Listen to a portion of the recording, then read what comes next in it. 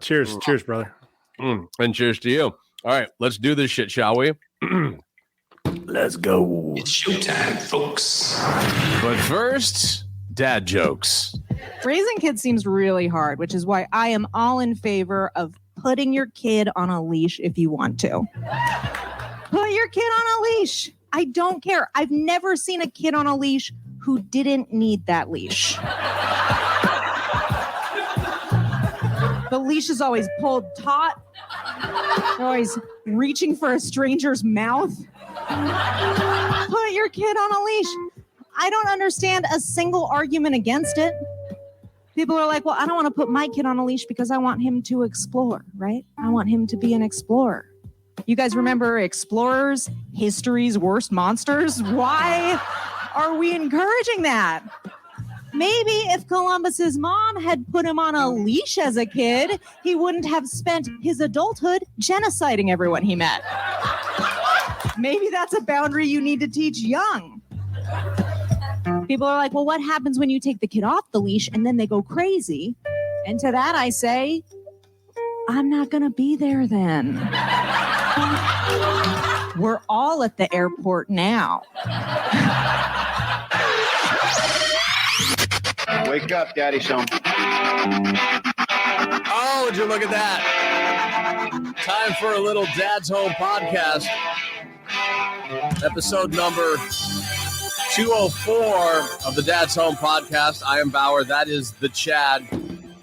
The Chad drinks today include for you, or drink today includes for you? Yes. Today is a tribute to the great Betty White. We had mentioned earlier in this season, Betty White, the cocktail Betty White. Yes. Yeah, I decided to throw down. I got me some Betty White here. It's 3 olives, cherry vodka. Yes, critical it is. that it's 3 olives. Yeah, I'll say this, and I can't emphasize this enough. The other shit don't work. It really doesn't. I've tried like 3 or 4 different kinds of cherry flavored vodka, and that shit do not work. Nope. It definitely adds, like, 3 olives just did it right. Yeah. And I also dare you to go find cherry vodka that isn't 3 olives. Yeah. I'll say this. I found I think it was Absolute that did a cherry flavored vodka, or was it something? It was like cherry something. It was like, I don't know. It was cherry something. Actually, I think it was around the 4th of July, because that's usually when I start. You know, when it thaws out in the upper Midwest and in the Northeast, that's when I usually go right for the Betty White here. And I'd gotten, like, it had like an American flag emblazoned on the bottle or something. I'm like, all right, they got no other cherry vodka around here. I'll get it. And I got it, and it was like cough syrup with the limonada. I'm like, no, this is the biggest waste I ever had. I literally had, I don't know what, 2 shots worth of that in my cup, and I threw the bottle out. I'm like, I know it's alcohol, but I'm fucking done with it.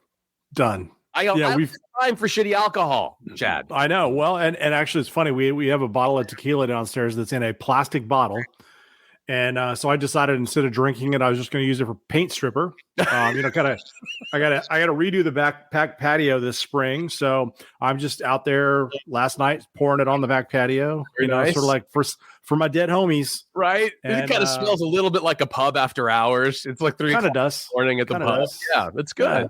That's a good Carlos Murphy's down in Mexico. Right. All I needed was a whistle. Well, look, on deck for you today, we've got 3 that we have to decide who's going to go into the 2022 Worst Parent Tournament, which, as you see, we are underway for the NCAA Tournament. I've got some thoughts on that as well that I want to share coming up in just a little bit here. Plus, products that I wish I had when my girls were younger, things that would have, I think, helped in the parenting side of things. We'll get to a couple of these thoughts and things that may have been an advantage. Plus, we do have a request for some dad advice when it comes to buying a car. Now, it's not about the buying the car portion, but we're going to have some dad advice that somebody wants to get from us. So we'll offer up some thoughts and ideas there as well. But I'm an expert at that shit. Are you? Oh yeah. 3 girls, cars. Yeah. Oh yeah. I got days and days of advice for that. Good, because we're going to need all of it here as we get to the Dad's Home podcast. Now, we like to start off usually these shows with a little bit of overheard theater and trying to figure out what the fuck did I just hear? And all right, here we go. We each had a little something. We pitched 2 ideas, and I felt like you liked my idea a little bit better, or the one what I had overheard. First of all, I just want to. Chad knows this, and I'm apologizing to everybody if things look a little shitty or sound a little shitty today. Last week, literally, as Chad and I were done recording, I went to update my operating system on my computer, and it fucking died. It shit the bed. I tried everything I could, including getting a hold of Apple on Saturday and talking and chatting with people, and then they were like, we can't do anything. You might want to take it down to the store. So I take it down to the store. Long story short, Chad and I were supposed to record this podcast yesterday. I told him we couldn't because I didn't have the equipment. We'd have to see how the laptop was going to work here. Late last night, got a text from them going, hey, time to come pick up your computer. Congratulations. But I'm like, I'm not leaving at 9:00 at night to go down to the mall to go get my computer and try to upload everything. Not going to do it. So if things look shitty, because I've already had 3 Betty Whites at that point. So which makes for an entirely fun podcast. That's for sure. But yeah, that's as it may. Now, as I was going last week to drop off the computer and was finding my way out of the car, I'm carrying this big giant iMac one-piece computer. I've got a satchel over my back, carrying a keyboard and a power cord and a trackpad, just in case they need any of that shit. Nerd. Yeah, total nerd. 100% nerd. I felt like a nerd walking in with the computer under my arm made me feel like a nerd right there. And of course, I don't know where the Apple store is in this mall, so I've got to go walk over to the map to go see if I can find where. Lo and behold, if I had just turned around and looked upstairs, there would have been the Apple store, but I didn't know that. Sure. So I looked like an even. No, you and Dora Explorer standing there together with the monkey. Right. My backpack singing to me. Where's Map? Where's the Mac store? As I was getting out of the car, and I made sure to make a mental note of this. This is what I heard getting out of the car, and this was I'll say an elevated tone in the parking lot outdoors. It wasn't like there were planes flying overhead or anything, or cars honking their horns, but this is what I heard in a very elevated tone outside walking into the mall. Let me see if I can do my best impersonation. They had men riding tractors, and one of them ran over a horse, and the horse died, Matthew. All right. Jesus Christ. Okay, so first of all, I don't know who Matthew is, but that fucking guy is getting blamed for something I don't think he had anything to do. Like, you don't tell anybody that if they were a part of that tractor / running over of the horse. I'm confused. I'm very confused by this possible storyline. Matthew was upset about something, and whoever dropped that line to Matthew was like, no, we're comparing what you just said to tractors running over and killing horses. So the question here I have is, what the fuck did Matthew do or say that provoked this response? Okay. My initial, and based upon my life experience, that's usually Matthew not usually paying very close attention and then trying at a last second to throw in something that sounds like he's being in touch with whatever this individual's feeling. Like, my guess is the woman who was telling Matthew this was like... it was a woman. Yeah, it was a woman. Matthew, I don't know if it was a girlfriend, a sister. It was not... I would not presume it to be his mom. I don't know for sure. But my guess is as she initially told him the story about the horses being run over by the tractor, again, in Michigan, in fucking Detroit, Michigan, okay? As she's telling him that story, Matthew's like, oh, what's going on with the fucking NCAA tournament? Who's making it? Did my team make it? He's hearing just the tiniest bit of that. She asked him, did you hear what I said? And then he's like, well, I remember that one time my cat got hit by the car. And then she's like, Matthew, there were men riding tractors. One of them ran over a horse and the horse died, Matthew. Like, that's kind of what I think might have led to this. Up in the game. Like, you weren't paying attention, motherfucker. So let's go. I'm going to throw down. Or worse yet, Matthew could have been completely fucking removed from this. And he doesn't like this girl. It could be his sister for all I know. And he's like, oh yeah, like, remember that one time we saw that scene on that HBO show when they fucking killed the dragon in Game of Thrones? Was it like that? And she's like, Matthew, they were in a tractor and they ran over a horse and the horse died. if this is not a movie scene and this is in real life, I've driven a tractor before, being down here in Texas. Have you ever driven over a horse? Well, this is where I was going with that. Okay. Tractors do not move very fast. Even if you're on the road in like 8th gear or like the highest gear that thing. I didn't know they had 8 gears. I got 12. I don't know. Lots. Okay. Most of them are low, as I remember, like for the torque. Right, I got to pull something, mow something, whatever. Right. But I've driven tractors. Yeah, a top speed on those is maybe 25 miles an hour, 30 miles an hour. I've been behind that guy who down the road has got like the mower on the back of it and is taking up the entire half of the road that you're on and the 5 cars behind you are on, and they're going 20 miles an hour and there's no passing. Other cars are coming down that way. Yeah. Yeah. Double yellow. You're like, God damn. Yeah. And so tractor's not moving very fast. There's some deliberate malice by the tractor driver if you're going to run over a horse and kill it in a tractor. I'm just saying, like there's intent. There's intent. Yeah. So I mean, I'd love to be in the court of law where that guy's trying to defend himself. Like, the horse just jumped in front of me. Your Honor, as you know, horses tend to run. If you've ever seen any Westerns, horses tend to run in groups. This one must have been sick, like a sick gazelle, because they decided, hey, wouldn't it be fun to run in front of a moving fucking tractor? I'm out plowing hay, whatever the tractors do. I don't know. I'm out doing that, right? I'm doing my thing. It's going 10 miles an hour tops because we're baling. I don't know what tractors do, whatever the fuck tractors do. And we're doing that. And all of a sudden, a wild herd of horses comes running in, except for this one. It was like the retarded horse. I don't know what it was, but it was this horse that was a little slow. It was like, where are you guys going? And all of a sudden, the next thing you know, it's like, and I realize I can't, it's a giant tractor. How am I going to turn a sharp right to get out of the horse's way? What the fuck, horse? I'm devastated by this. Well, and I mean, naturally, of course, the woman in that scenario is upset, right? Because we all have a soft spot in our hearts for horses. They're cute. The girls really do. Oh God, no! I got 2 of them in this house who ride horses regularly, and so horses are just big puppy dogs in our house. Yeah. So it's they're just big dogs. They're so cute. And even at like my 8-year-old's age, she's never been really. I think she's petted a horse once, maybe.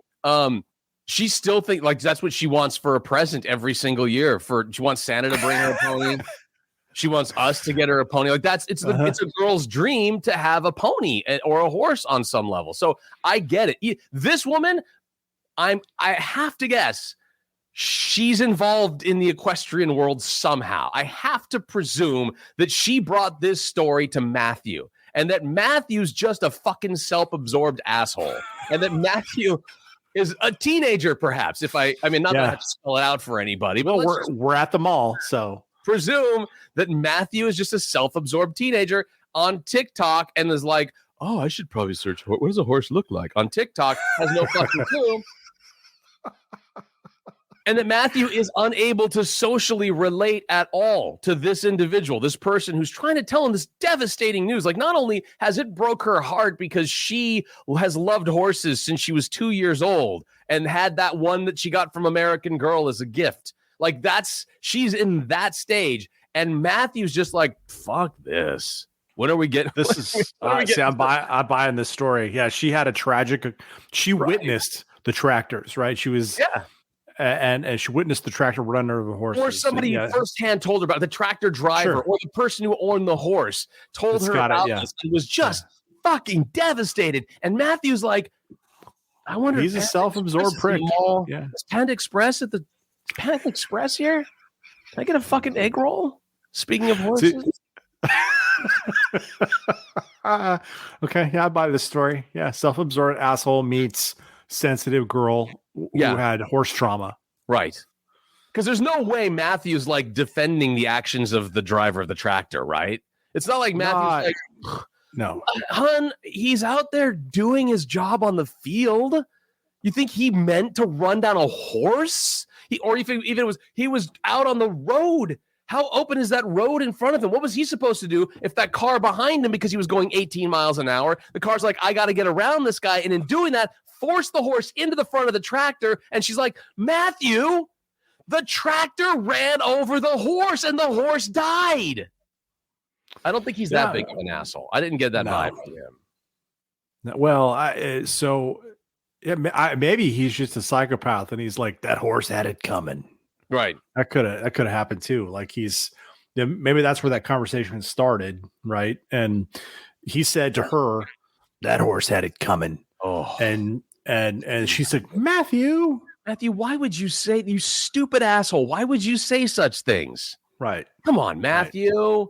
Because Matthew, if that is Matthew's girlfriend, and I don't know if it is, Matthew is not getting laid after comments like that. Oh, no, Matthew might find himself single. Matthew, with his insensitivity towards horses. Depending on what immediately came after, and the horse died, Matthew, whatever came immediately after that, if he's not at least showing some kind of concern, that's it. That relationship there's no coming back from whatever Matthew says after that if it's not the right thing. I think as we explore the overheard theater more, you and I probably need to hang out for one tick longer to hear the next statement, just so we can kind of catch the context. I agree with you. It's not as much fun as trying to figure it out on our own. That's way more fun. But I will. Oh, yeah. We should, in theory, probably stick around and go, hey, you mind if we record this? Bring it to the podcast. We're from the Dad's Home Podcast. Here, I got my phone. You mind if I? Yeah. I'm just going to assume by your silence that you're okay with me recording this event. Technically, I don't even need to ask you. I can just walk behind you and you guys are yelling loud enough. I can just record it, but that would be bad quality to bring back to the podcast. So yeah, there you go. Speak into the mic, please. Let us all learn a little bit from Matthew. Okay. Let's try to pay attention to more conversations. Let's try to say, if nothing else, just for what we believe might be Matthew's lack of vagina coming up. If we could just, for the sake of Matthew, learn a little something, guys. That's the advice that Chad and I, as dads, have to you. Learn a little something from this. Listen. Yes. And the tractor killed the horse, Matthew. The horse died. A very painful death, I can only imagine. Maybe it was like Gladiator, like they were in a fucking arena, and there was a tractor versus a horse, and maybe the horse was an old race horse that was like, I can't get it up anymore, and what is good as my life? What am I going to do? He threw himself in front of the tractor. Yeah, it's over. It's done. I don't need this in my life. I don't need this anymore. I can't go out and stud anymore. What am I going to do? I am going to go run in front of that very slow moving large vehicle with no turn radius whatsoever. I'm going to go do that. That should be, way to go. It's like accidentally just, tinking into the back of a Ford Pinto, right? Yes. It explodes. It's like that. From somebody whose dad had a Ford Pinto, I can completely appreciate that. I know what you're talking about here. All right, real quickly here. Some things that I found. There was this a list that came through BuzzFeed that was the 40 parenting products under $10 that you'll regret not buying sooner. Some of that stuff you and I are so far beyond. We don't need a lot of the baby stuff anymore, like the snack cups, like the double-handled snack cups that the kids can put their hand in and they're not making a big mess from it. Theoretically, that's what's supposed to happen. We'll get into a little bit more of that later on in the show. But some of the things that I saw that I thought were really interesting that I could have used desperately, that I think, wow, this is a genius invention. And we're always looking for those kinds of genius inventions from dads, things that have worked well for you. Here are some of the things I found. Number 5 on the list of the 40 things that you would regret not buying sooner is a pack of reward punch cards. You know, when you go to like the yogurt place, the coffee joint, you get the card that's in your wallet and they're like, oh, yes, you get 3 punches for that latte. They have those for kids now. So it doesn't say anything else. It's just brightly colored. You can punch the hole in it. And you can use that as a setup for whatever the reward would be for your kids, like potty training them or, making sure that they cleaned up their room, whatever it might be. I even imagine for teenagers getting homework done. Oh, look, you were going to get tickets to the Green Day concert. Something like that might be a good way to go about it. I don't know why I never came up with that earlier myself. Like that sounds like something that I could have, cut off of a little piece of printer paper and created. But the fact that they've got them and their color and like my 8-year-old now knows what one of those cards looks like when you go to a coffee shop or ice cream shop, That seems like a fantastic idea that dads of younger kids would be able to benefit from right now. Yeah, where the hell was that when I was in the throes of 8-year-old, 5-year-old? Right. You're going to eat that broccoli. You're going to eat it. I'm not. Okay, well, then you're not going to get a punch on your card. No punch. Okay, I'll take the punch. Okay. How many do I have to eat? 3? No, you got to eat what's on the plate. That's the negotiation.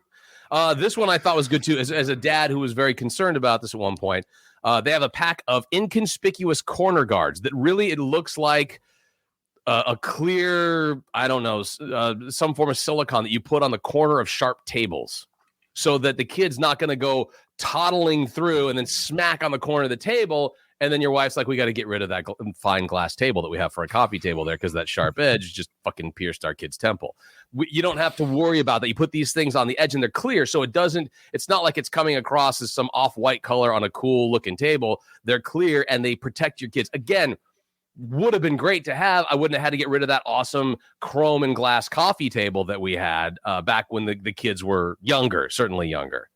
And the coffee table that we had that was made out of knives, I had to get rid of that shit. That was, oh man, I miss that coffee table. It was beautiful. And the way they recycle at Ginsu, I had no idea that it was creating tables like that. I mean, so far cry from the old wagon wheel coffee table that you guys used to have. Not that there was anything wrong with that, but the knife table I thought was pretty solid. It was very much like the Game of Thrones chair. Well, and I think Game of Thrones, actually, they called me and said, hey, is it cool if we, borrow your idea there of just the idea. We're not going to table it off. Yeah. Just the idea. Notice you saw the throne. You never saw a knife table anyplace in the series. Right. So they're in the clear copyright wise. This one I also think is a great idea. Haven't used it, but still would be willing to use it now. Not just for the older kids, but even for myself. The fizzy toilet cleaning bomb. So you know how you got bath bombs? It's like a ball of, that's supposed to fizz up and make the bath fun for kids, right? And my girls, both of them, even Charlie at 14, still loves that. They had a kit once to make their own bath bomb things. These things, you plop one in the toilet bowl, fizzing action occurs. It's like an Alka-Seltzer for your toilet, I think is what it is. It dissolves all the grime, and you can. You don't even have to touch. You don't have to scrub. You just literally drop a baseball-sized thing into the toilet, and you're done. Your toilet is all going to be clean from there. It brings a whole new meaning to plop, plop, fizz, fizz. And finally, I didn't know this thing existed, and I'm desperate to try it out. It's that time of year as we're getting into spring here, close to summer, that mosquitoes are going to be making their way around. And fuck those guys. I've seen those mosquitoes in Texas. I've been out there for the mosquitoes in Texas. The ones in Connecticut were real bad. The ones in Michigan here are tough because we got lakes all over the place. This is a bug bite suction tool. Never heard of it before. Invented by a mom that's worth the Shark Tank hype. This ingenious device sucks out all kinds of bug bites, instantly relieving itching and swelling so your kids aren't left scratching. It looks like a little hypodermic that you put on the skin where the bite is. And I guess you kind of, the wine suction things you put in the bottle, you use the suction to get the wine out of the, it's like that. But if you guys could just see what Chad was doing with his hands.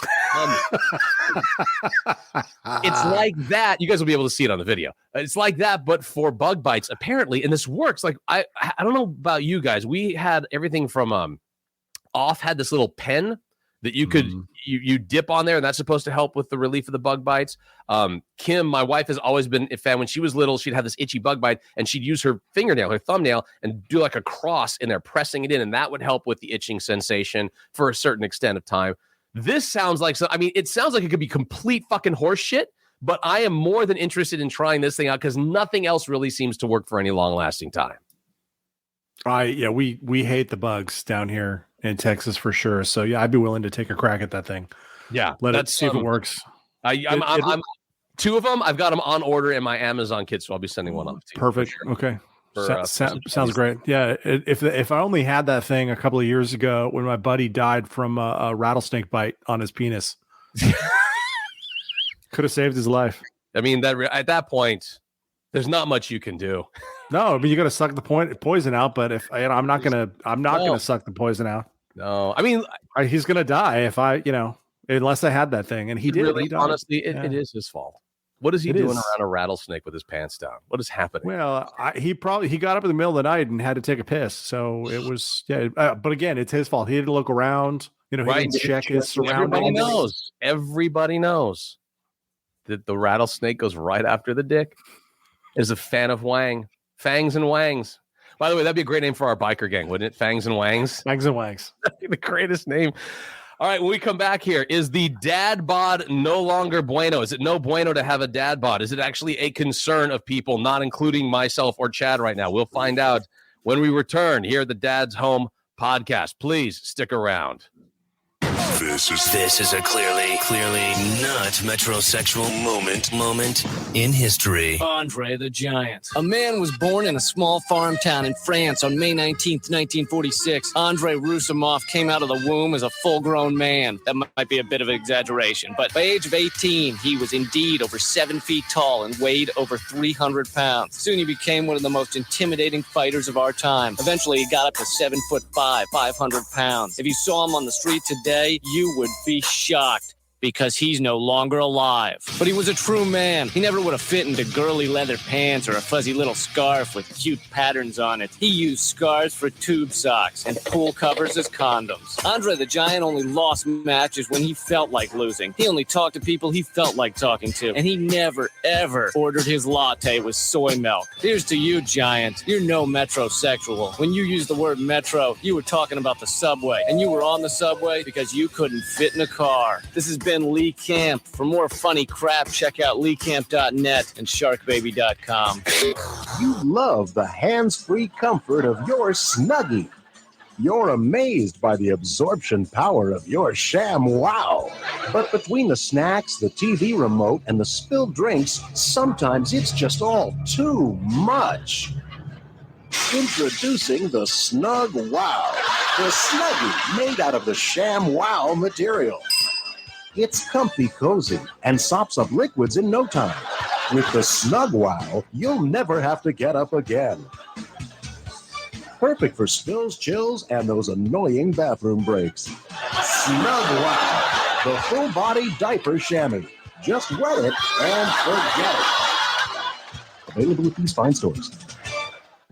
Back to the Dad's Home podcast, but first, more dad jokes. It's interesting. When I was single, I never really saw myself as a family man. But now that I'm married and I have 2 beautiful children, it's really made me appreciate being alone. It's hard. My daughter's 4, my son's 2. I tell you, it's exhausting watching my wife do all that work. She should get some help. I can barely nap through the screaming. My wife does do everything. It's hard to complain around the mother of a small child. Yeah, I didn't get much sleep last night. Oh, really? I slept for a minute. And I was breastfeeding during that minute. That's rough. Can you get me a beer? That's not going to go over well. Welcome back to the Dad's Home podcast. I'm Bauer. That is the Chad. Dad-Bods for like a hot second were the in thing. Dad-Bods for a minute were between Leonardo DiCaprio. Apparently, they have a couple of models of what they say is the Dad-Bod. And of course, all of us with the actual Dad-Bod are like, I would love to look like that. That's not what a Dad-Bod looks like. That's not who it is by any means. But Leonardo DiCaprio, I'm like, dude, that guy's in shape. And then I realized I'd have a long way to go to look like the after picture of Leonardo DiCaprio instead of the before picture.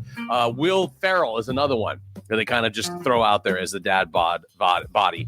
And that's fine. I have no problem with that. I've embraced the Dad-Bod. I'm no longer, I don't think I have, frankly, any more ability to lose weight. I don't think I have a fat burning system anyplace in my body right now. I think everything just goes directly to the love handles when you hit this age. That's how it works. But concerns. Oh, the women are concerned for us. And to prove that they're concerned for us, here's a little health tip that they've been talking about. A lot of us ladies think they're cute, but if a Dad-Bod gets too out of control, it can be dangerous for a man's health. Joining us now is Dr. Andrea Clement. Okay, what too out of control? I hope she's going to get into what too out of control means. Like, I kind of hope too, because I need to know: am I too out of control? Yeah, what is still hot? What is too out of control? What is that that line that you cross between cute and too out of control? That's the part that I'm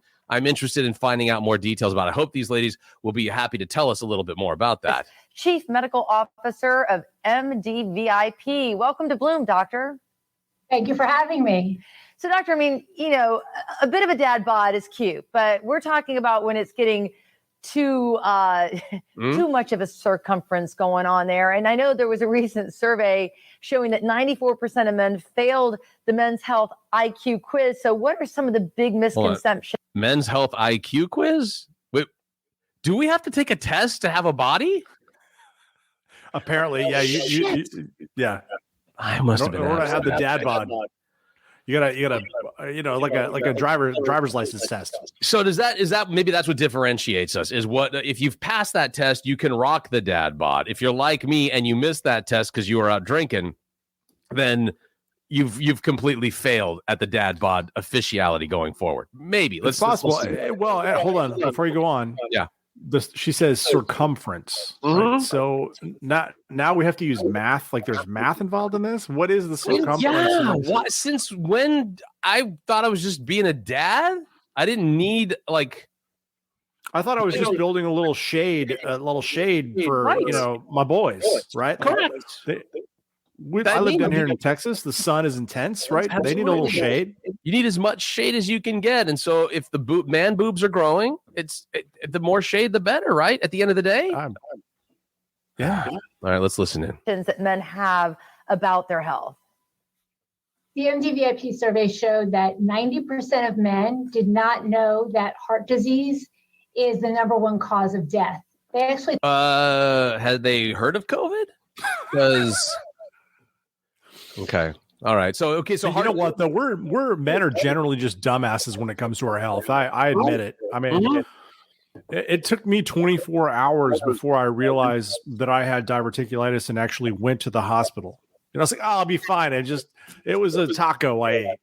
Okay. All right. I got you. My wife is always giving me crap because I like to eat cashews and nuts, like a salted cashew nuts. And she all she does to me now is she'll just look at me as I'm eating them. She'll go diverticulitis, and I'm like, I don't even know what that means. I don't know what you're talking about. What does that? How does that have anything to do with what I'm eating right now? Because this is tasty. I don't know if diverticulitis is in these nuts. It is delicious. That might have been my problem. How did you know? Like what you just knew that stuff wasn't happening right, and so you decided to go get it checked out, or was there deeper signs? No, it was extreme abdominal pain, gentlemen. Yeah. If you have extreme abdominal pain on your left side, likely diverticulitis, go to the ER. Okay.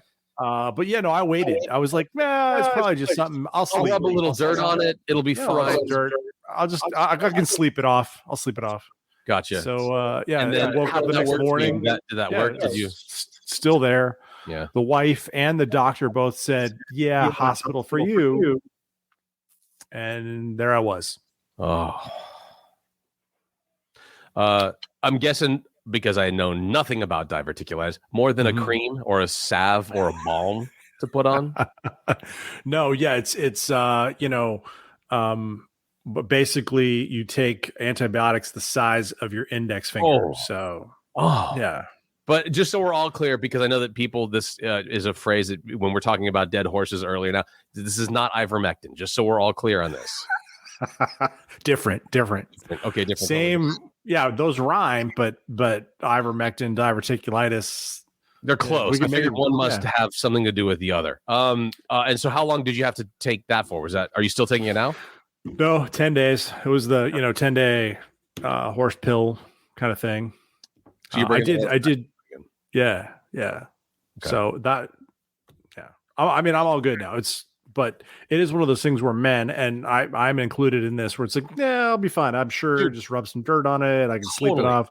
Absolutely. So the fact that men, they failed this test, not a surprise. I don't mean to bring this into all around the dad asshole in general here, but I have yet to go get a colonoscopy. I've got to get it. I'm supposed to have got it.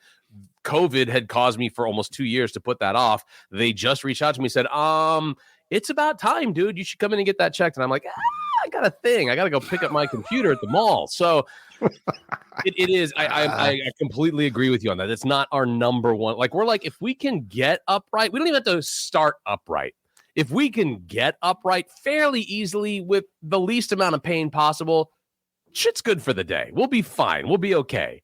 But the reality is that you're right. There's got to be more concern over this. And to think about, I mean, I could have guessed probably 5 other things, including getting run over by a tractor, that would have been a leading cause of death over heart disease for guys. I felt like that's something that was when my parents were growing up, that was a concern. Shouldn't be so much of a concern now, but there's me failing question number 1 for sure.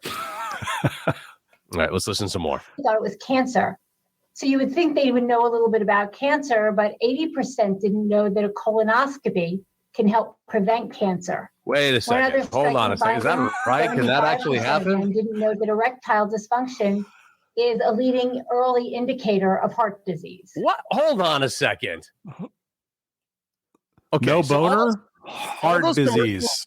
All those commercials I hear for like the Snoop Dogg medication that you can have delivered to your home, or whatever the other ones are, the Roman, whatever those other medications are, you just fucking load it up with everything that you see in the NCAA tournament or everything you hear on radio these days.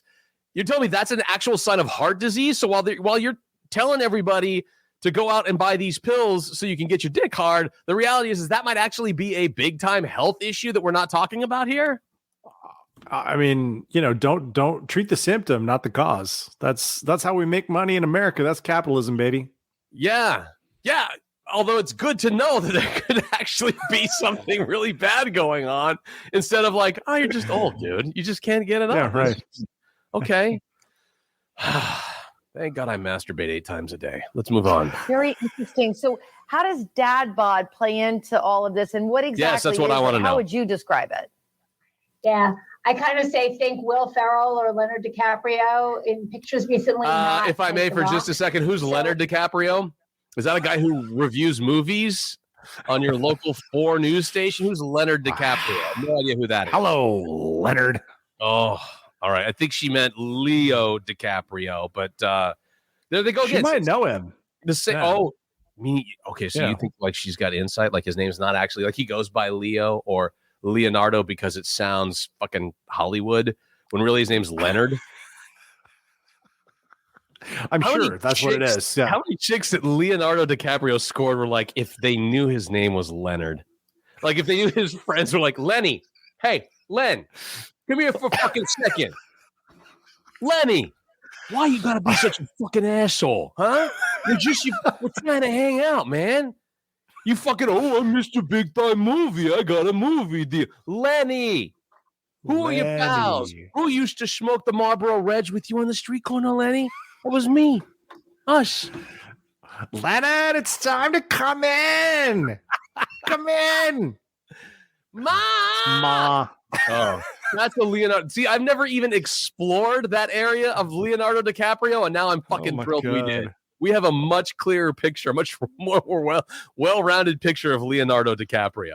Like when you see that meme of him like sitting on the floor in The Wolf of Wall Street where he's just checking out that hot chick from across the room, you know what he's looking at. Like I'm just hearing in my head, Lenny, what are you doing? Remember we used to have the pastrami sandwich together. What are you doing? You don't even remember me, huh? Yeah, Mr. Big Time Hollywood. Come on. It's your pal. I'm going to be in the movie with Brad Pitt. Oh, fuck you, Lenny. You were just a shit. I used to beat you up and take your lunch money, Lenny. And I just want to go on record. I have no idea where Leonardo DiCaprio was born. I'm guessing. I'm thinking New York or New Jersey. If his name's Leonard, why not, right? Leonard. Lenny. Hey, Lenny. Lenny. You fucking asshole. All right. Let's listen. Little bit extra fat around the middle. Got it. Which, as you say, may be cute. Yeah. But the problem is there's fat on the outside, but there's also fat on the inside. You're not kidding. You should see where my fat is on the inside. That's the stuff that you can't, that's the stuff that you don't, you see, but you don't really see. That's the shit you feel, right? That's the stuff where you're like, oh, that was just 8 steps. Holy shit. I can get up to the. I can get to the landing. Hold on. I can get to the landing. Hold on. I can't get to the landing. Okay, I'm not going to be able to do this just yet. That's the kind of fat we're talking about, right? Yeah, fat on the inside is fat on your feelings, is what it is. I've got fat on my feelings, and that's no bueno. No bueno. It is definitively no bueno. All right, let's hear some more. That surrounds their internal organs, making them more at risk for heart disease, diabetes, and even certain cancers. So wait a minute, it does come back to cancer eventually, is what she's trying to say. So we weren't totally wrong on that front. But the heart disease and your dick not getting hard are clearly issues here. You know, it just reminds me of one thing, Chad. This is at my age. This is where I'm feeling. And I know that it's first of all taboo to bring his name up these days. I know that there's, Jesus.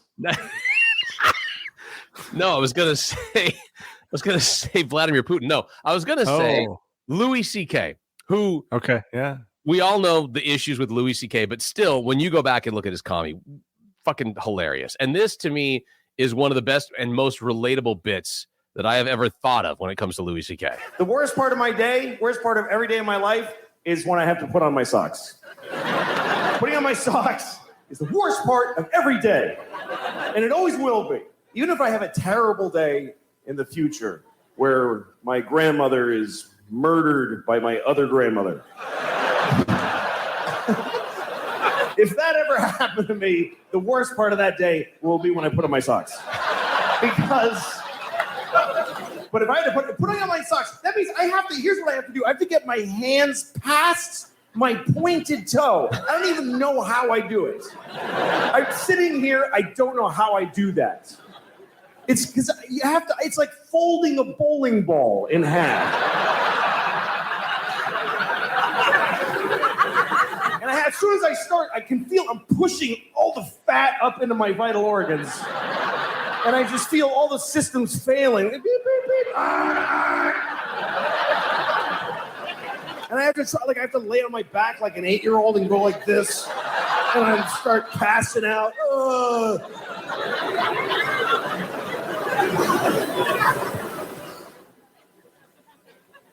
And I know other people's lives are hard.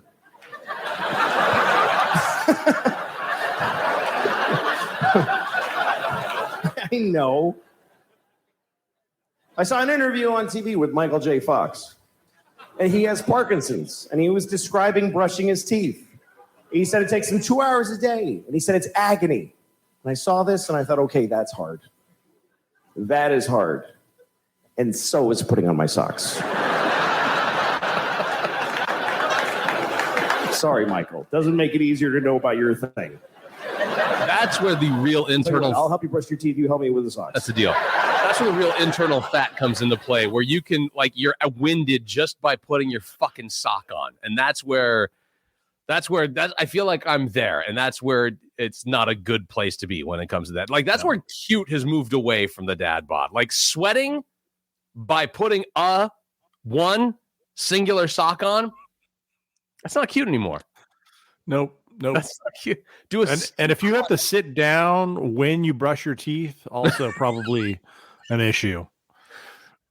I'm not saying I'm doing that. I'm asking for a friend here, but not because you're comfortable, but because you're winded. That's why. Yes, right. You're like, whew. All right, I got the uppers done. Here we go. Lowers. Hold on a second. I got this. All right, here we go. That's some bad news. That's net, gentlemen. Yeah, Dad-Bods. I think we're going with no bueno on this vote. I blame COVID. Yeah, there was a time COVID. The Dad-Bod was okay because you were still getting out doing things. You were still walking around and shit. There was stuff to do. You weren't locked in a house. You weren't expected to go out and see anybody face to face because there was this giant germ out there. Now that has gotten out of control, and we all baked and drank and ate and all that shit during COVID. So I'm blaming that, but there's got to be a reckoning with that. And the fact that Chad can't brush his teeth without sitting down, and I can't fucking put a sock on without sweating, that's bad news right there. Dads, be prepared for that. Get yourselves out of it now while you can, because it's going to be a harder trek for us to follow. All right. We've got To the Tape to get to here. In fact, let me give you a little bit of what we're going to be listening to. I don't swear like that either.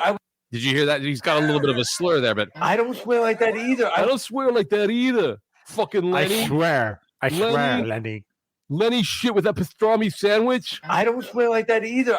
Okay, we'll find out what that's about when we return here. Plus, we've got three stories to listen to figure out which one, Chad, will be entered into our bracket of the worst pair of 2022. And I'm going to go on a little bit, just a slight bit of a rant, if that's okay. I might get winded from that. I might need to actually take a nap here real quick and lie down for the rant, because it gets my heart rate up on the NCAA tournament. All of that when we return here at the Dad's Home podcast. Chad and I will be with you in a short period of time, so please just stick around. Deep breath, Chad. Here we go. All right. Oh. Get ready for more madness. The NCAA has announced it's expanding the men's college basketball tournament to include 4,096 teams. We'll separate the contenders from the pretenders in this hot and sweaty edition of the Steam Room. This is the Steam Room, where only the strongest opinions can stand up to the heat. Alongside OSN college basketball analyst Joe Monticello, I'm Tim DeVan. And Joe, welcome to the Steam Room. You ready to sweat out some answers? I'm ready, Tim. Then close the door before the steam gets out. Steam Room begins now. Joe, is this a good move for the NCAA? Great move, Tim. I love this idea. There are just so many quality teams out there that lost a tough game, couldn't get over that 5-win hump, or haven't even played a game yet this season. And it's great that the league finally let them all in. Now, Division II and III schools will be let in for the first time ever. Is this going to bring down the level of play? Absolutely not. Arkansas Tech had a great year. So did Flagler. So did Emporia State. Let's turn up the heat and talk about Eckerd. Look out for Eckerd. They got a full roster, and they're having practices. So the league then will get to air next for a couple of thousand games, and we're going to get college hoops all the way through June. June madness. I like Are you kidding me? It's great. I mean, but this is really for the fans. Sure. I mean, they get to watch up to 500 games a day on OSN2 and OSNU. Time for some predictions. The Central Kansas region's got 300 technical and vocational colleges. Who's your pick for the 637-678 matchup? Well, I have to tell you, I really like the Online University of Liverpool. Do you think they can take the region? Oh, no. I think that's going to go to the Xenon International School of Hair Design. Oh, the whole town of Topeka was crazy for Xenon International. Unfortunately, they lost their star player, Cody Beek, last year. He graduated and became a barber. But they still have a very talented core, and I wouldn't be a bit surprised to see them show up in the fantastic 512 or maybe even the tremendous 256. All right, Joe, let's feed the boiler and get things even steamier. It's time for the final sweat. Can you handle the heat? I love the heat. Despite the NCAA's best efforts to include everyone, there are still some teams that got left out. Right. Who's going to be missed the most? Well, I would have loved to see Oxnard, California's advanced truck driving school compete, but unfortunately, they didn't get their registration in for the tournament in time. Right? Their coach misplaced the application. Terrible. So 4,097 slots. Hey, why stop there, right? Damn it, I love college basketball. We know you do, Joe Monticello, and you have survived the Steam Room. Open up the door and get yourself some air. Thanks, guys, for cutting through the steam. Up next, an NCAA women's basketball star tests positive for baby. Everybody, hey! Welcome back to the Dad's Home podcast. Clearly a theme here for the NCAA tournament. All right, so Chad, you've been watching. I guess we're at least as we're recording this podcast, we are through day one and about halfway through or a quarter of the way through day two of the NCAA tournament. Have you been watching? Are you a basketball fan? Well, I mean, yes, I am. I do enjoy some college basketball. You don't shit on it, is what you're saying. Well, no, I for a long time I've just been sort of like meh. It's been one of those things. I gotta say though, this year I'm kind of excited though because the team that I follow is the number 1 seed. And they could go deep. So Gonzaga, are you a Gonzaga fan? No, fuck no. Arizona Wildcats. I have Arizona as winning it, although I will say this. I did also pick Kentucky in my Final Four, and that fucked me. So the wonderful Peacock team from Jersey City screwed me on that front. But one of the things I noticed last night as I was watching games, and I was watching a lot of I think Dig Vagtal had Kentucky, Iowa is his final 2, and Iowa winning the whole thing. And both of those teams were gone yesterday. They're out. They are so out.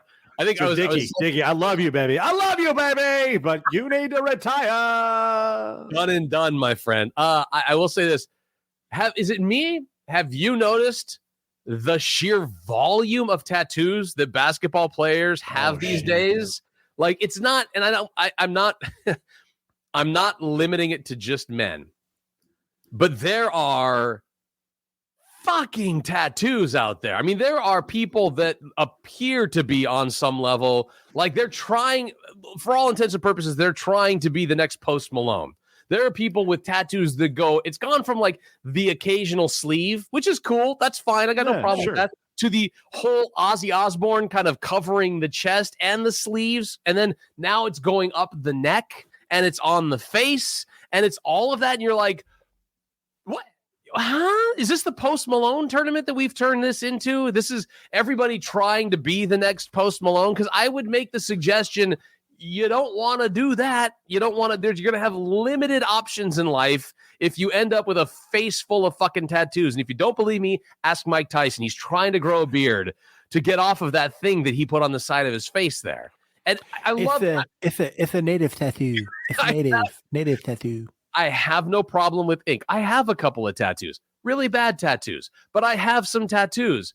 And at the end of the day, I was just like, fuck, who's like, I need more. There was a dude that was playing for New Mexico yesterday that was beating UConn. And I just kept thinking, he doesn't have any more room on his body. Like, where is he getting tattoos now? He's got no room left on his body for tattoos. He needs to have tattoos removed in order to get more tattoos, is what you're saying?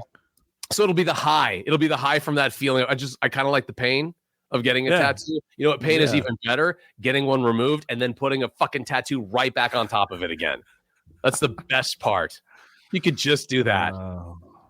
It's stunning me because, again, it's not just the men. I was watching some of the women's games, and those women are loaded up with ink. Now, they're not to some of the level that I'm seeing some of the guys are in the tournament, but it's just like, holy shit, have we gotten to this level where we have to express ourselves through tattoos so much that we take up every square inch of our body with the tattoos? Because I guarantee you, that guy, I don't even remember what his name, didn't care. I just called him the tattoo dude from Arizona or New Mexico. I'm sorry.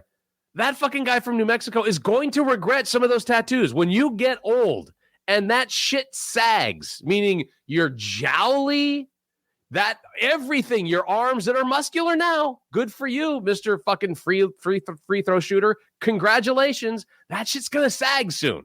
And you have got an entire like Disney tribute on one arm, and then it would appear your back, your entire back is a tribute to fucking Warner Brothers cartoons. I don't know. It seems I know I sound like a very old man right now. I truly do, Chad. Yeah, those damn kids and their tattoos. I remember when we just put anchors on our sleeves and we liked it. And look, I don't want to be the asshole like Matthew earlier. I don't want to be the asshole that says, don't go express yourself. Fucking have at it. Have a field day. Express yourself. Do you need to do it so much? Like, does it have to overwhelm literally every inch of your body? Do you have to express? Because then what do? Where do you go from there? When your whole fucking face looks like the lizard man out on Coney Island, what are you going to do next? Where are you going to go? Shouldn't you save a little bit of something there? Shouldn't you be able to express yourself in other ways?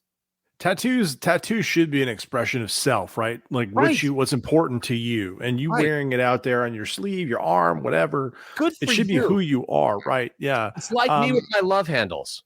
Yeah. This is who I am. I drink. That's what that says, right? Rather than getting that tattooed on your face, right? I drink. It Plus, just they can tell. Get an appointment. I wanted to get an appointment. The tattoo artist said, "Not doing that for you. Probably not putting I drink on your forehead." Stay away from the facial tattoo thing. Yes. That's a good point. I should be thinking about it. Well, look, I think serve this as advice, right, Chad? What are you saying?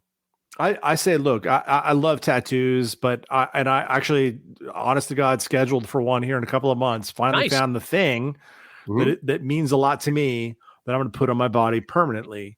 And it literally took me 52 years to figure that out. So, so we're all clear. I'm not making decisions for you. It's not a swastika. Am I correct? It is not. No. Okay, no, it is not. No. Good. All right, hold on. Let me cross that off my list of possible tattoos. the tournament of Chad tattoos. Like, what's Chad getting? Nope, Right. not swastika. And you're not Okay, they're out. planning on getting it on the face at this point, correct? No, nothing on the face. Now, Yeah, look, no. I am the asshole that did radio in the 90s that had Tattoo Tuesday on my radio show where you could get a free tattoo. You got to pick the design and you could come into the radio station and get the tattoo done while we were doing the show. You just couldn't pick the body part that the tattoo was getting done on. So we would spin a large wheel that had different body. We'd put the part you wanted. We would put that up there, but then you had to spin the giant wheel to figure out which body part the tattoo was going on. And then we would even have, and this is fun, caller's choice. So the caller got to hear your whole story of where you wanted to get the tattoo and why you wanted to get that shamrock someplace. But then the caller could completely make a decision and go like, no, put it on the ass cheek. And you would have to get it on the ass. So oh my God. I did that. I am responsible for a portion of those tattoos in the 90s. In the 90s right now. I just want to make sure we're clear on that. I am Ladies and gentlemen, if you're listening, Bauer lives in Michigan. I'll give you his home address. I am if you tweet us at Real Guy Radio. If somebody you know got a tattoo Real Guy Pods at Real Guy Pods in California that you're like, why the fuck did you do that? It's probably because of me. I will go on record as saying that right now. But I will also say I will help you toilet paper his house too. We should all take a little advice, and I felt this would be a great opportunity to have advice in song form. Right? It's a good way to let's listen, shall we?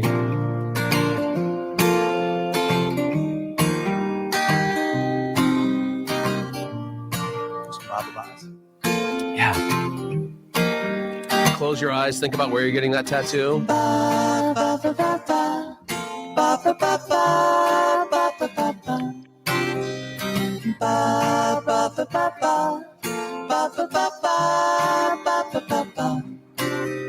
Yeah, I ordered the latte. Butterfly, angel wings, inner thigh, queer tattoo. That's a queer tattoo. Flaming skull, smoking pot. Bet you wish you never got that queer tattoo. It's a queer tattoo. You got a Tweety bird, got a school mascot, got a Hello Kitty, tell you what you got. Got a queer tattoo. Such a queer tattoo. You think that symbol in Japanese means strength or honor? Honky, please, it means queer tattoo. Such a queer tattoo. I got one of those.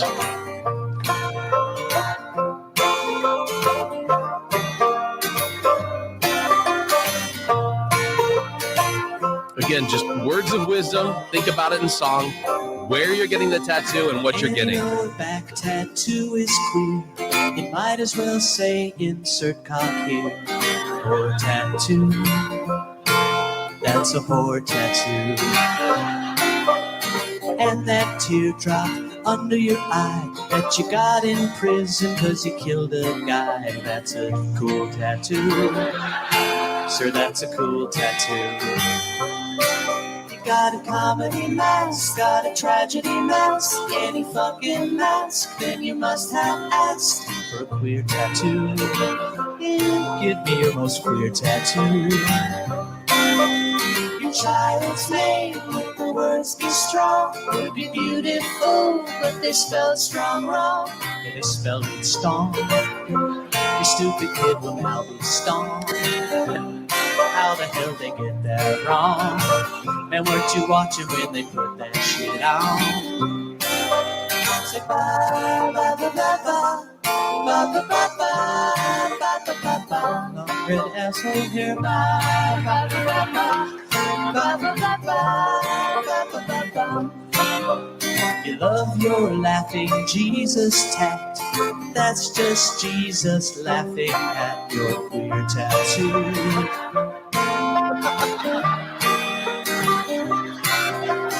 Guess you got that tribal band from a tribe indigenous to the land of queer tattoos.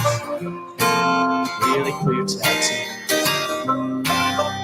You got barbed wire that'll poke poker ace. Got that fucked up thing on Mike Tyson's face. A queer tattoo. A curious queer tattoo. Thank you, Michael. You're welcome, Stephen. Mike Tyson is going to be here tonight. And by queer, I just mean bad. It wouldn't be gay unless you had a pink triangle on a rainbow flag with a bear wearing leather and a red ball gag. Oh, that's a queer tattoo. A literally queer tattoo. Literally queer tattoo. Say ba ba ba ba ba ba ba ba ba ba ba. Come on, everybody, sing it with us. Ba ba ba ba ba. Nice. Ba ba ba ba ba ba ba. You sound so good. Ba ba ba ba ba ba ba ba ba ba ba ba. Now just all the guys.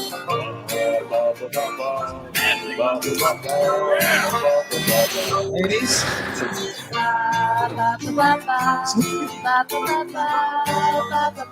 Now just people with queer tattoos. Oh, fuck.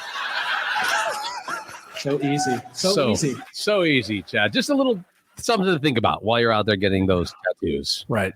Placed. Folks, it's a permanent solution to a temporary feeling. Yes. Especially Jimmy Buffett. That guy who had them all over his body. This running out of space. What are you going to do? What are you going to do from here? All right. I promised you to the tape. We'll get to this one because I think it's very important for us to get. I have like 8 things for us to listen to. We're going to get to this one because we're running out of time and we've got to get to our worst parent 2022 because that's the real bracket that everybody's concerned about. And I believe I have only heard this, Chad. I haven't been able to validate this yet. It's the one that's got all the money on it. Yeah. The worst parent of 2022 is one that people are wagering on. I didn't even realize that the Caesars app handled that, but apparently it does. I had no idea. So listen closely. I don't swear like that either. That's something that could be of a problem here. Remember, you and I have talked about this, Chad. We let our kids, we're cool with our kids. I don't want to say let. We're kind of cool with our kids cursing around us, not necessarily at church or grandma's. Right. Although, if you have video or audio of that, please send it to @RealGuyPods, please, on Twitter. Now, the reason we give you that heads up and that warning is because you don't want to put yourself in a position like this dude. This guy in this video that was taken from TikTok apparently is trying to convince his wife that he doesn't curse like that in front of the kids. I don't swear like that either. Okay, so he sounds frustrated. Sounds like he doesn't know why the kid's cursing. And more importantly, we get to hear exactly why that kid's cursing. I don't swear like that either. I would never say that in front of him. I'm not lying to you. Shut up, bitch! The kid just runs through the room as the dad is defending himself about how he never curses that way. I don't swear like that either. I would never say that. Never. In front of him. I'm not lying to you. Shut up, bitch! Listen, you got to. If you're going to teach your kids a curse, teach them some good stuff, right? Like, not the shit that's going to incriminate you. You don't want the shit that's going to incriminate you. I know. That fucking whore. Shut up, bitch. Those things. Don't teach them that stuff. My advice to you, and it's just my advice. Take it for what it's worth. Yeah. Keep your kids away from the C word. Just my advice. Yeah, definitely. Definitely. I don't know if it works well for you. I don't swear unless like you're that Australian. I would never say that in front of him. I'm not lying to you. Shut up, bitch! You can't talk your way out of that. You can't. He's literally running circles from the living room through the kitchen and then back around again. And as he's defending himself, I don't swear like that either. I would never say that in front of him. I'm not lying to you. Shut up, bitch!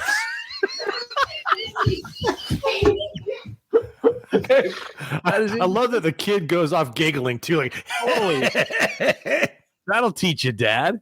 Thanks for teaching me that, Dad. I appreciate that. Dad, I'm going to back the bus up. I'm going to back the bus up over you after I ran you over the first time. Right. And in case you missed earlier, and the horse died, Matthew. Right. Shut up, bitch! Let's That's what happened. Maybe that was Matthew. I would never say that in front of him. I'm not lying to you. Shut up, bitch! I'm not saying that person that when I walked into the Apple store was watching that on TikTok, but maybe that's what preceded all of that. Maybe that began the process. Oh all right. 3 stories for you. Are you ready for this? Let's go. Let's get into the 3 stories that we have to consider today for entry into the 2022 Worst Parent of 2022 tournament, which again is the most highly bet on tournament that Caesars app has, and I have no way to confirm that. I might just be making it up. Here we go. Story number 1 is an audio version for us to listen to here. This is a story called Rat Dad, about a dad who got a little apparently pissed off at McDonald's for getting his order incorrect. Chad, we've all been there before. Where the order doesn't McDonald's, they fuck you with the drive-thru. Let's be honest. That's what I have heard. I can't remember where I heard that, but I heard that somewhere. Lenny, they fuck you in the drive-thru. Don't go through the drive-thru. They fuck you in the drive-thru. All right, for those of you who don't know what Lethal Weapon is, watch it now. Please. Watch all of them now. Start with the Gary Busey in part 1, but here we go. This is the dad who gets pissed off at the fact that McDonald's hasn't gotten his order correct. So what does he decide to do? What any good dad would decide to do, and I mean this with all intention here, bring a rat into the McDonald's. Here we go.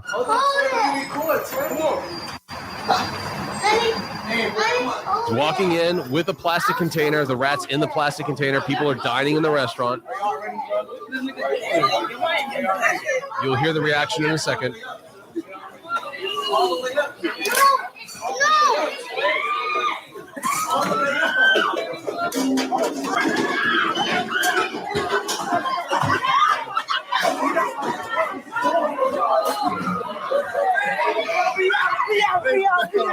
What better way to highlight to your kids? That's how you handle orders being wrong at McDonald's. Chase everybody out. Right. Well, I think I got 2 things I love about this. One, that the kid is like clearly like, no, Dad, I want to hold the rat. Like, let me hold it. Like, let me have it. Like, you can just sense the kid kind of behind the dad. Like, the dad's like, oh no, we're gonna screw up McDonald's here. Right, goes in. The kid's like, yeah, and the kid's like, no. It's a rat. It's sort of like the horse thing. It's it's a pet. It's cute, right? Yeah, this was clearly. I mean, for you can't just run down to the pet store and then pick up a white rat, by the way, and then have that in this case that you're just happen to carry around. Like, this was something that was very premeditated before he got to the point that he opened the rat inside the McDonald's dining room. He took his kid's pet, basically, is what I look at this, I'm like, that is his kid's pet. You know, he's like, I'm gonna just for the record, I don't know if this is his name. We'll call it Templeton. It was Templeton. Yeah. So he takes Templeton, takes it in McDonald's, lets it go, and then everybody loses their shit. Yeah. Like there's an active shooter in the fucking restaurant. Like, we're out. I mean, you hear there were people crawling over the top of each other. There were people that went running over the top of other people to go run towards the counter because this was happening towards the back of the restaurant when it occurred. And again, here they're just happily dining on their chicken McNuggets. And he's opening it up. The kid's saying, no, don't do it. And you hear screaming already.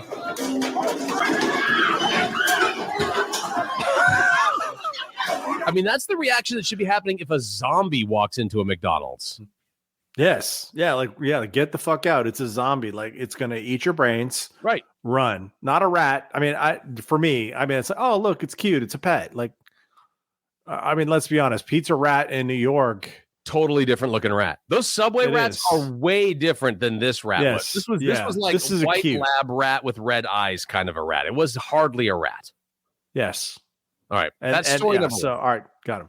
Rat Dad. Story number 2 comes to us from a story I like to call Meth Mom. Meth Mom is a Florida woman, shocker, who was arrested Saturday for allegedly providing a 14-year-old boy with methamphetamine. Yay. According to a Pasco County Sheriff's Office affidavit obtained by People magazine, 38-year-old Cheryl Ann Asik gave the boy methamphetamine on 3 different occasions between February 10th and 12th. Per the victim, Asik provided the methamphetamine. She held the foil paper that contained the drugs. She heated the foil with a lighter to cook the drug as the victim used a plastic straw to inhale the vapors from the foil. I mean, she's sweet. She's lighting it for him. It's a very nice thing to do when you're cooking. It's a mom thing to do. Yeah. Let me hold this for you, son, while you inhale the meth with the straw. A Sikh allegedly admitted to police she gave the boy the stimulant drug on 3 different occasions because she thought, quote, the drugs would help the victim relax. But it had an adverse effect, Chad. It's meth. What? I have never in my life surprise meth. Even I know it's not a relaxation drug. I would venture that since I have not also done meth, that you are correct, sir. I mean, everything I've read, medically speaking. Yeah. The limited knowledge I have and the cops episodes that I've watched say to me that meth is the opposite of a relaxing drug for the most part. Like you could just kind of count on the fact that meth heads are, a little freaked out half the time or most of the time. But relaxation isn't exactly something that they do as regular meth heads. So I found that interesting that she thought that would help his anxiety. Yay. Well, or that she thought that would be a fantastic way, like a defense, right? Like, yeah. I'm going to go to the cops. I'm going to be like, hey, I gave it to my kid as a relaxation, thinking that that's going to get her out of whatever jam she's got herself into here. Right. Because that's the answer. That's it. It absolutely Clearly, is. There's not a point where the cops would be like, okay, so you held the foil with a lighter to cook the drug as your son used a plastic straw to inhale the vapors from the foil.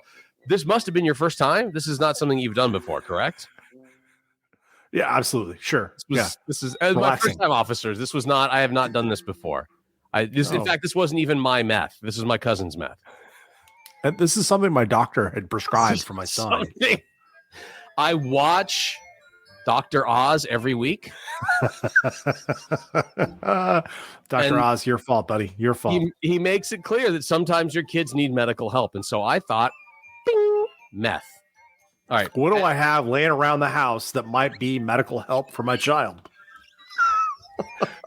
I mean, I know what relaxes me. Nothing like a Drano, big, fat hunk of crystal meth to relax mama. That's what I need. Absolutely. When I'm feeling like my anxiety is through the roof, you know what I need? Fucking crystal meth. Let's do this. It's on. It's time for mommy's little helper. Meth mom. Meth mom. Story number 3. Whoa. I call her Whoopsie Mom. A 3-year-old boy accidentally shot and killed his mother after finding a gun in the backseat of the family's car in Illinois. Chad, what? Preaching this for weeks now. Weeks we've been talking about this. And yet, Deja Bennett and her boyfriend arrived with her son at a supermarket in Chicago in the suburb of Dolton. While in the parking lot, the toddler was in the back seat of the car and began playing with the firearm. Because that's what you do, right? Right. Who needs a fucking iPad? Who needs a Kindle Fire? Give your kid a 9mm. He's in the backseat of the car. He's playing with the firearm, and it discharged, and the bullet struck Bennett in the neck. She was pronounced dead soon after.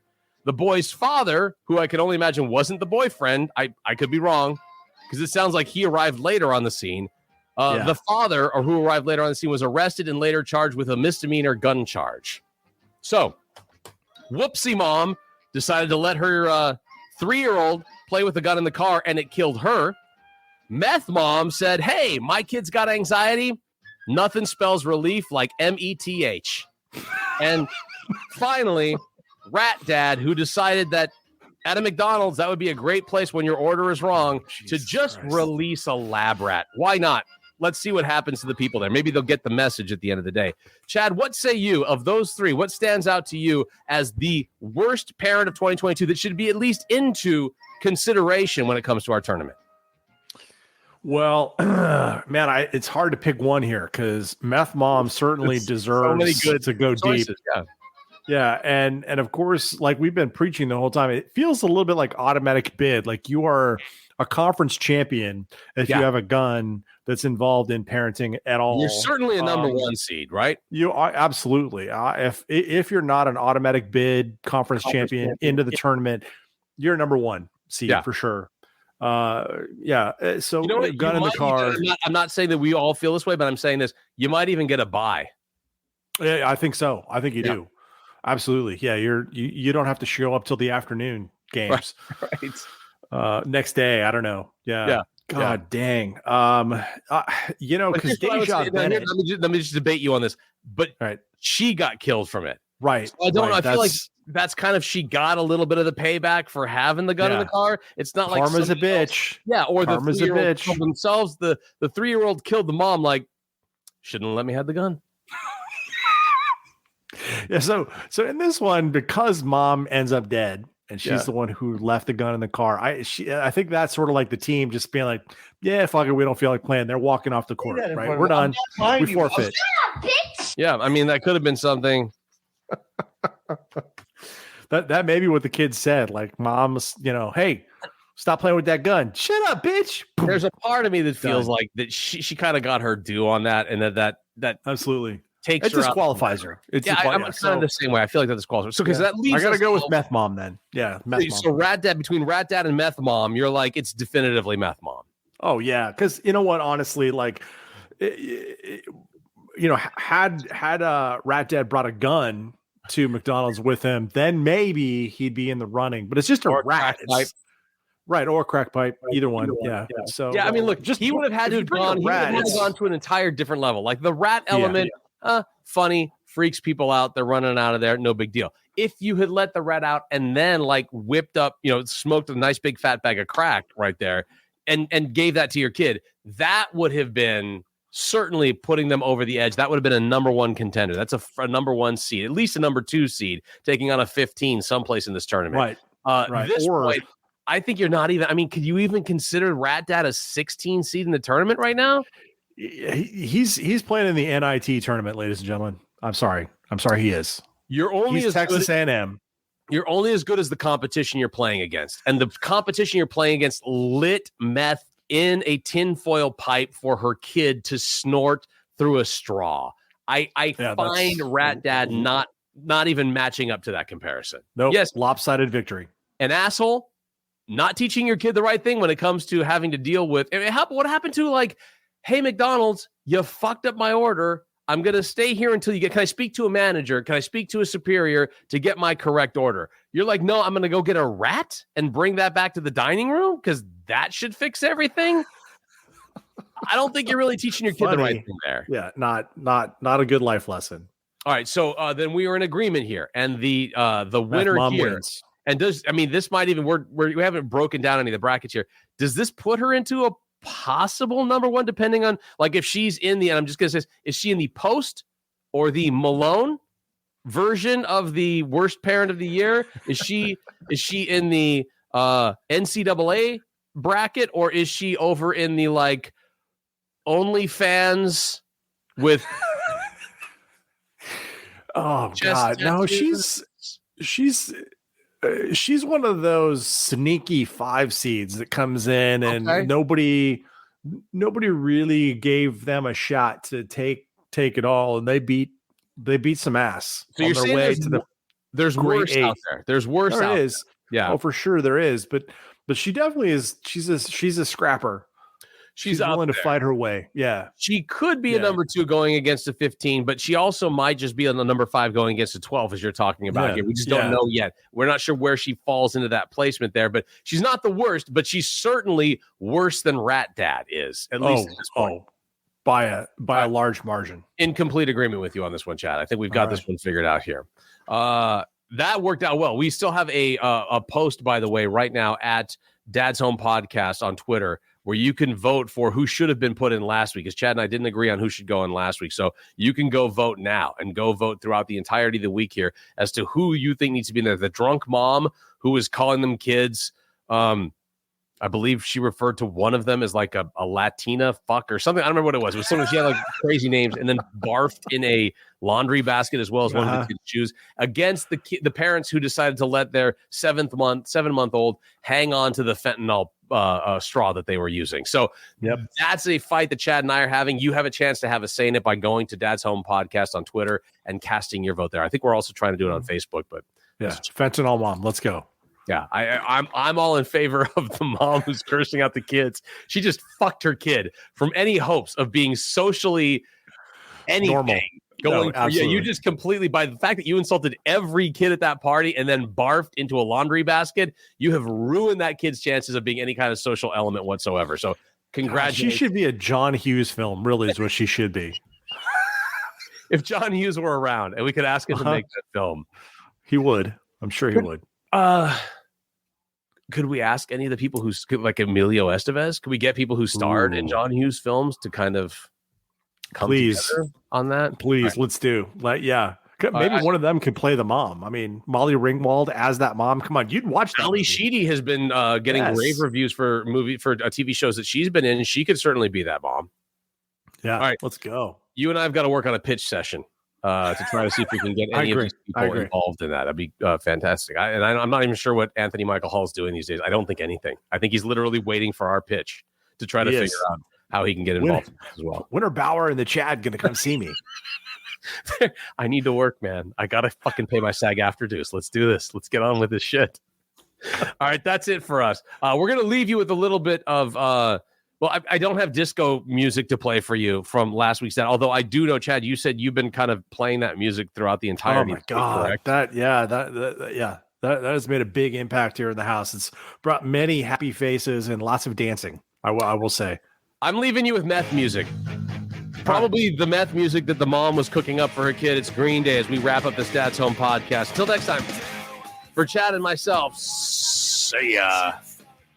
Can't run away. I beg to differ on the contrary. I agree with every word that you say. Talk is cheap and lies are expensive. My wallet's bad and so is my head. Never run away.